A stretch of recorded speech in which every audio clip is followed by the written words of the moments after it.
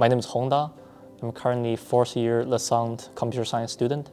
I'm currently working at Ministry of Health, where my practically job duty is just to write Python Jupyter notebook, as well as SQL on a cloud platform to generate a report for the senior management to make their funding decisions.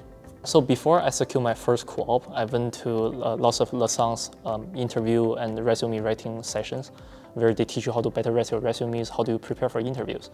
The first co-op I applied externally, but I believe the resume writing as well as the interview skills really helped me. One advantage for you to apply through Lassonde is that first we have really good career advisors. They will provide you lots of tips about how to better write your resume, how to better prepare for your interview, and they can also even talk to the company HRs about you sometimes. So that's a really good thing. I believe because of my first co-op experience here, I'm able to find my next co-op where I'm gonna start in September soon.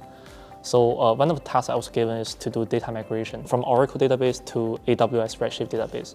I believe it's because of the data migration experience, as well as how do I generate report, how do I generate dashboard. Because of this experience, I was able to find my next co-op.